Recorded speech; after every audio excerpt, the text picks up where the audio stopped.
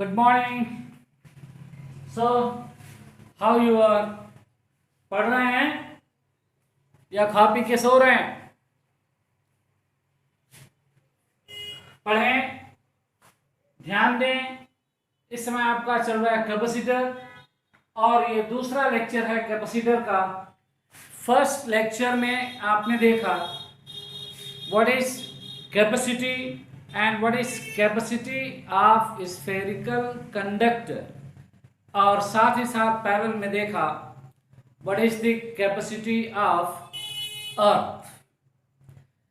अब कैसे कैपेसिटर बनाए जाते हैं, कैपेसिटर का काम वहां आपने लिखा कैपेसिटर स्टोर्स इलेक्ट्रिकल एनर्जी। ये बिल्कुल उसी तरह से जैसे स्प्रिंग स्टोर्स मैकेनिकल एनर्जी, और आगे फिर आपके सामने आएगा इंडक्टर स्टोर्स मैग्नेटिक एनर्जी। इस समय बातें इलेक्ट्रिकल एनर्जी की चल रही है। तो किसी भी कैपेसिटर को बनाने के लिए केवल हमें चाहिए दो कंडक्टिंग प्लेट, और उनको कुछ डिस्टेंस पे रख दें। उन दोनों प्लेट के बीच एयर है तो वो एयर फिल्ड कैपेसिटर होगा, या कोई भी डाइलेक्ट्रिक मीडियम फिल कर सकते हैं, या पूरा या पार्ट बाय पार्ट वही एक एक करके देखेंगे। अगर मान लो तो यहां पहले देखें कि कैपेसिटर कैसे बनता है। ऊपर लिखा गया है capacitor is an electrical component in which two conducting plates are placed at certain distance. Two conducting plates are placed at certain distance, and this arrangement is used to store electrical energy, and the medium between plate is filled with the air or any other dielectric medium, and such arrangement can be made, yani capacitor can be of three types: parallel plate capacitor, spherical capacitor and cylindrical capacitor. So NCERT देखेंगे तो explanation parallel plate capacitor का है, और साथ में आपको ध्यान रखना है स्फेरिकल कैपेसिटर की कैपेसिटी जैसे यहां दिया है, जो किसी भी कॉम्पिटिटिव एग्जाम के लिए आपको चाहिए। तो first point, let's see what a parallel plate capacitor is. Two plane sheet conductor type plates लें। एज्यूम करें उस प्लेट का सरफेस एरिया कितना है, ए। अब इन दोनों प्लेटों को सर्टेन डिस्टेंस से, फर्स्ट फिगर है D, so area plate A and distance D between the plate, और दोनों प्लेट के बीच मीडियम क्या है, एयर, ये रख दिया गया। Now this arrangement is capacitor. अब किसी एक प्लेट को चार्ज दें। इलेक्ट्रोस्टैटिक्स में पढ़ा दोनों को भी चार्ज दे सकते हो, यस, बट यहां पर एक प्लेट को चार्ज दो और दूसरे को कोई चार्ज मत दो। बट दूसरी प्लेट तो पास में रखी गई है ना, तो इन दोनों के बीच इंडक्शन होता है। क्या होता है, इंडक्शन। और आफ्टर इंडक्शन ये दो प्लेटें हैं तो चार सरफेस होंगे। ए पहली प्लेट का आउटर सरफेस, बी पहली प्लेट का इनर सरफेस, सी दूसरी प्लेट का इनर सरफेस, और डी दूसरी प्लेट का आउटर सरफेस। तो आप देखेंगे चार्ज तो एक प्लेट को दिया। अब जिस प्लेट को चार्ज दिया हुआ इसके आउटर साइड प्लेट पर नेट चार्ज क्या होगा, जीरो, कोई चार्ज नहीं होगा। और उतना ही पॉजिटिव चार्ज इसके इनर सरफेस पर होगा, यानी बी पर होगा, प्लस प्लस प्लस, और जितना चार्ज दिया हुआ है। इंडक्शन की वजह से दूसरी प्लेट जिसको कोई चार्ज नहीं दिया था, इंडक्शन की वजह अंदर वाली सरफेस पे अपोजिट चार्ज इंड्यूस होता है, और चार्ज की वैल्यू होती है -q। साथ ही साथ बाहर वाली प्लेट पर चार्ज होता है +q, और आपका क्वेश्चन भी होता है यहां तो इसका चार्ज 0 तो एज इट इज है, अदरवाइज Q1 Q2 दोनों प्लेटों को चार्ज दे दिया जाए तो इन चारों सरफेस पे कितना चार्ज होगा। So we will see that. अभी एक प्लेट को चार्ज दिया हुआ, पहली प्लेट को चार्ज Q दिया हुआ, तो बाहरी सरफेस पे इस पे चार्ज 0, इस पे चार्ज +q, इस पे चार्ज -q, और आउटसाइड सरफेस दूसरी प्लेट पे चार्ज +q। क्या ध्यान में रहेगा? अब यहां बाहरी प्लेट पे चार्ज नहीं है इसलिए कोई प्रॉब्लम नहीं है, लेकिन यहां बाहरी प्लेट पे चार्ज है, अगर इधर से कोई आ रहा है तो ये इलेक्ट्रिक फील्ड इसे आउट कर देगा। तो इसलिए जो बाहरी प्लेट पे चार्ज है इसका जाना जरूरी है, और इसे खत्म करने के लिए इस सरफेस की अर्थिंग कर दी। क्या कर दिया? अर्थिंग, यानी कनेक्टेड विथ अर्थ। तो जो चार्ज Q था अब हो गया ग्राउंड, अर्थ को चला गया। तो कुल मिला के हालत क्या है? प्लेट के बीच डिस्टेंस d है, प्लेट का एरिया a है, और इनके बीच मीडियम एयर है, और इधर चार्ज +q है, इधर चार्ज -q है। मान लो दोनों प्लेट के बीच पोटेंशियल कितना है? b है। चार्ज है तो पोटेंशियल राइज होगा। तो इस पॉइंट को अर्थ कर दिया, अब नाम दे दो, इस प्लेट को एक टर्मिनल से जोड़ दिया, मान लो टर्मिनल कितना है? p। ये टर्मिनल क्या है? q। इधर चार्ज +q, इधर चार्ज -q, मीडियम क्या है? एयर। और भी कोई डाइलेक्ट्रिक मीडियम हो सकता है, आगे देखेंगे। दोनों प्लेट के बीच डिस्टेंस b और दोनों प्लेट के बीच potential difference v। Then how much is the capacity of earth? इस पैरेलल प्लेट कैपेसिटर की कैपेसिटी क्या होगी ये निकालना है। तो आप जानते हो electric field between plates of capacitor, ये इलेक्ट्रोस्टैटिक पार्ट 1 में पढ़ा। अगर सरफेस चार्ज डेंसिटी सिग्मा हो तो दोनों प्लेट के बीच इलेक्ट्रिक फील्ड इंटेंसिटी, और आपका क्वेश्चन भी है, sigma divided by epsilon not, और बाहर इलेक्ट्रिक फील्ड क्या होगा? 0। और सिग्मा क्या है? Surface charge density. तो सरफेस चार्ज डेंसिटी सिग्मा बराबर होता है क्या? Q divided by A, charge per unit area. तो आपने लिखा Q divided by A epsilon not. और फिर इलेक्ट्रोस्टैटिक पार्ट 1 में पढ़ा कि यही इलेक्ट्रिक फील्ड इंटेंसिटी अगर दोनों प्लेट के बीच पोटेंशियल B है तो E is equal to V/D।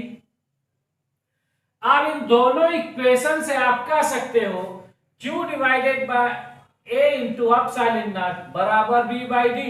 So B is equal to, ये B की वैल्यू है। अब आप जानते हो कैपेसिटी C बराबर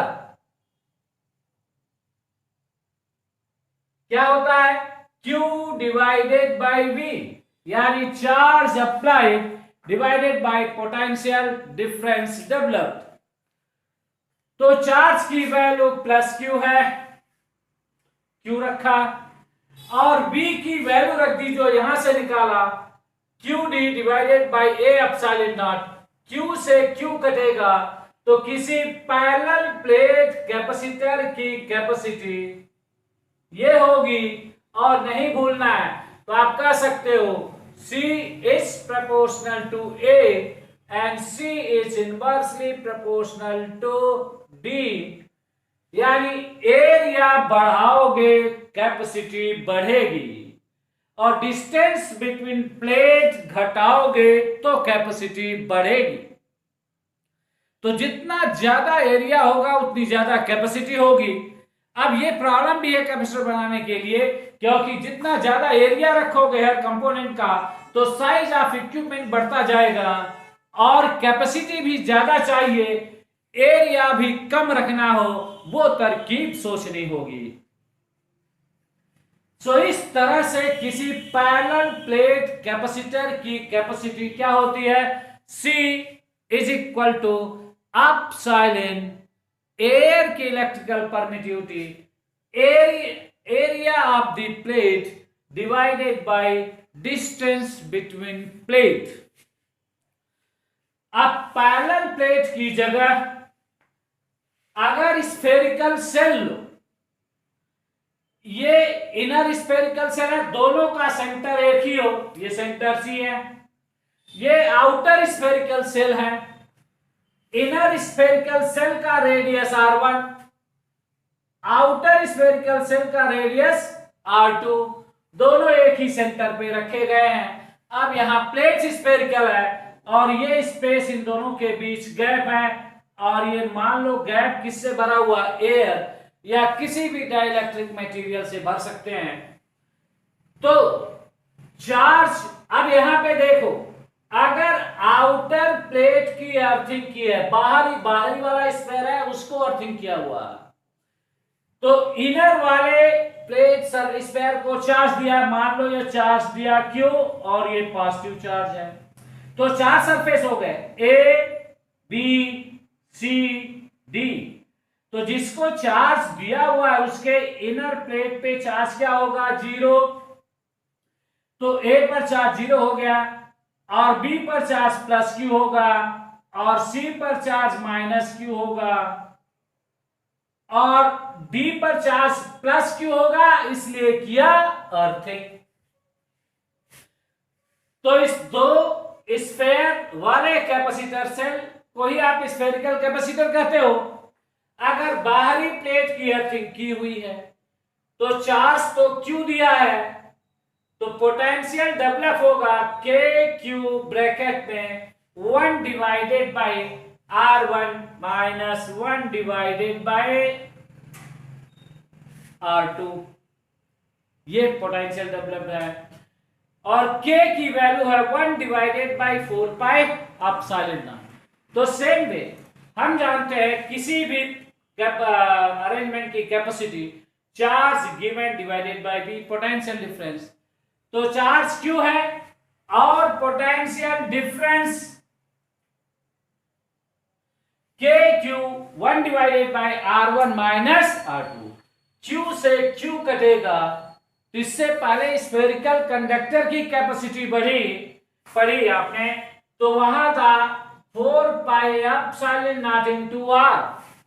अब ये स्फेरिकल कैपेसिटर है और इसकी कैपेसिटी होगी C is equal to 4 pi epsilon not, as it is रहेगा, और R की जगह हो जाएगा R1 into R2 divided by R2 minus R1। यहां से इसे सिंप्लीफाई करने पर तो बोलो स्फेरिकल कैपेसिटर की कैपेसिटी कितनी होती है, C is equal to 4 pi epsilon naught, which is also equal to 1 divided by 9 into 10 to the power 9, bracket में R1 into R2 divided by R2 minus R1, या सिंप्लीफाई कर सकते हो 1 divided by R1 minus 1 bye R2 को simplify करके नीचे reverse figure में रखो। सो कैपेसिटी ऑफ स्फेरिकल कैपेसिटर जब आउटर सरफेस अर्थ है तब। अब ये भी आपके सामने रख रहे हैं, अगर आप आउटर सरफेस को अर्थ न करके इनर सरफेस को अर्थ करें, इनर सरफेस को, और चार्ज दे बाहरी सरफेस को, तो ऐसी स्थिति में जिसे चार्ज दोगे उसके बाहर वाले सरफेस पे चार्ज 0 होगा, अंदर वाले सरफेस पे charge plus Q plus Q plus Q, और अंदर वाले प्लेट पे निगेटिव चार्ज माइनस क्यू, और इसे पर चार्ज होगा प्लस क्यू, इसे अर्थ कर दिया। अब ये एक नहीं दो कैपेसिटर का जैसा होगा। पहला तो स्फेरिकल कैपेसिटर होगा, यानी ओवरऑल कैपेसिटी C बराबर होगी C1 प्लस C2। तो एक तो स्फेरिकल कैपेसिटर बनेगा जो यहां देखा है, प्लस एक स्फेरिकल कंडक्टर होगा और दोनों की कैपेसिटी आपको जोड़नी होगी। तो स्फेरिकल कैपेसिटर की capacity 4 pi epsilon not R1 R2 radius है दोनों स्फेरिकल सेल के। तो 4 pi epsilon not R1 into R2 divided by R2 minus R1 plus 4 pi epsilon not into R2। ये बाहर वाला सरफेस स्फेरिकल कंडक्टर जैसा भी बिहेव करेगा बाहर की दुनिया के लिए। So total overall capacity C is equal to 4 pi epsilon R2 का whole square divided by R2 minus R1। यानी जो बाहर वाला सरफेस है स्फेरिकल सरफेस उसका radius whole square divided by R2 minus R1। इस तरह से ये पैरेलल प्लेट कैपेसिटर, उसकी कैपेसिटी स्फेरिकल कैपेसिटर और उसकी कैपेसिटी दोनों आपके सामने हैं, राइट। सो अभी अभी आपने देखा कि पैरेलल प्लेट कैपेसिटर होगा या स्फेरिकल कैपेसिटर होगा या सिलेंड्रिकल कैपेसिटर होगा। अगर एयर फील्ड है तो वो एयर कैपेसिटर है। अब आपने देखा कि जब अर्थ जितने बड़े कंडक्टर की कैपेसिटी केवल 711 माइक्रोफैरड है। कितना है अर्थ की कैपेसिटी? 711 माइक्रोफैरड।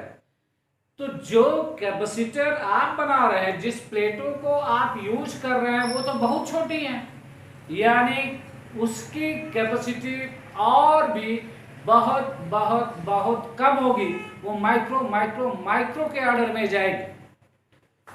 तो सबसे बड़ी समस्या ये है इक्विपमेंट छोटा होना चाहिए, इसलिए कैपेसिटर छोटा होना चाहिए, और कैपेसिटर छोटा होगा तो एरिया छोटी होगी, कैपेसिटी कम होगी।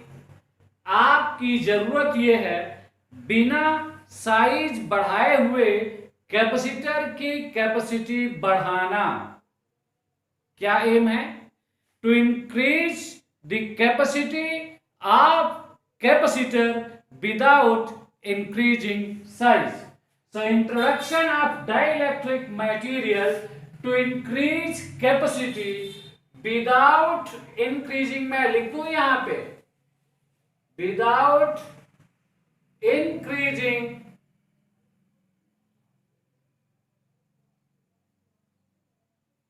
साइज, बिना साइज बढ़ाए हुए कैपेसिटर की कैपेसिटी बढ़ाना। अब कैपेसिटर की कैपेसिटी बढ़ा सकते हो, एरिया बढ़ाते हो तो साइज बढ़ेगा, और डिस्टेंस कम करते हो तो पहले से कम है, यानी एक अमाउंट से ज्यादा कम कर ही नहीं सकते। तो आपका एम क्या है? कैपेसिटी बढ़ाना विदाउट इंक्रीजिंग साइज, बिना साइज बढ़ाए हुए कैपेसिटर की कैपेसिटी बढ़ाना। और इसके लिए हमें जरूरत होती है डाइलेक्ट्रिक मटेरियल।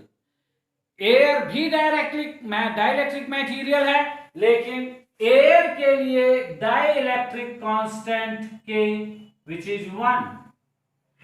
अब के की वैल्यू ज्यादा वाला मटेरियल चाहिए, तो डाई इलेक्ट्रिक मटेरियल पहले इसे देखा जाए, यानी ऐसे मटेरियल जो इंसुलेटर है, dielectric material insulating in nature, right. अब इस दुनिया में दो हैं, जिस भी डाइलेक्ट्रिक मटेरियल को देखोगे तो हर मटेरियल में तो चार्ज है पॉजिटिव भी है और निगेटिव भी है। तो polar dielectric material, non polar dielectric material, नाम से ही क्लियर है। इलेक्ट्रोस्टैटिक पार्ट 1 में आपने पढ़ा इलेक्ट्रिक डाइपोल, और इलेक्ट्रिक डाइपोल कैसे बनता है? एक पॉजिटिव चार्ज हो, एक निगेटिव चार्ज हो, और दोनों के बीच सर्टेन डिस्टेंस हो, तो अपने आप क्या बनेगा? Electric dipole. अब अगर आप मटेरियल में देखें, सेंटर ऑफ पॉजिटिव चार्ज और सेंटर ऑफ निगेटिव चार्ज। अगर दोनों एक ही जगह हो, अगर दोनों एक ही जगह हो तो इन दोनों चार्ज के बीच डिस्प्लेसमेंट क्या होगा? जीरो। तो इलेक्ट्रिक डाइपोल मोमेंट क्या होता है? P बराबर Q into D. So dipole moment goes zero. That means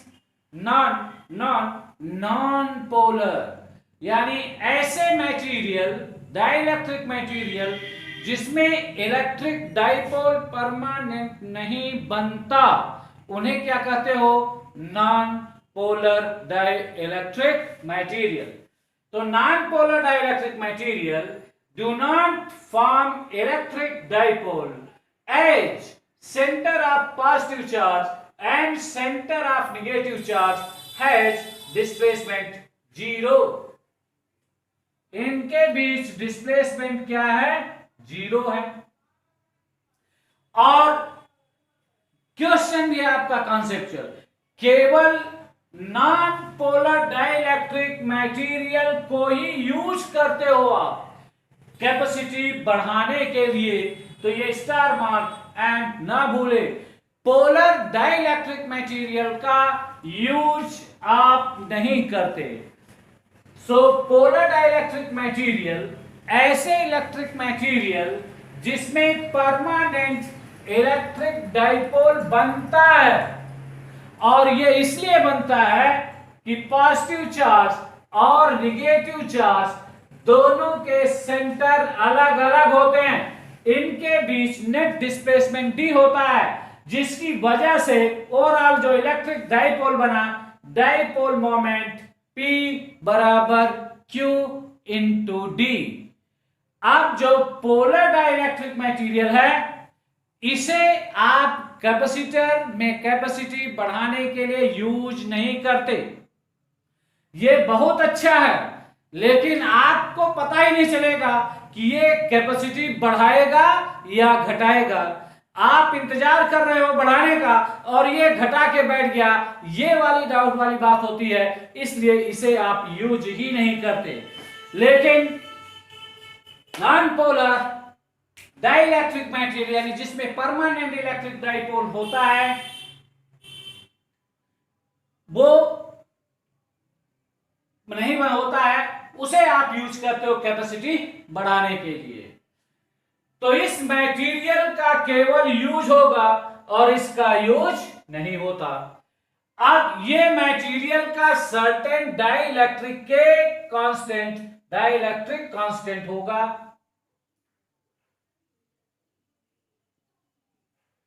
अब चाहे ग्रेफाइट हो गया, माइका हो गया, या मतलब एक्स हो गया, including water at dielectric constant T1 है। सो मेटल का डाइलेक्ट्रिक कांस्टेंट इनफाइनाइट है, जो कंडक्टर मानते हो आप। अब ये कैपेसिटर है, ये कैपेसिटर की दो प्लेटें हैं, यानी केस क्या है? Introduction of dielectric material. कौन सा मटेरियल आप यूज कर रहे हो?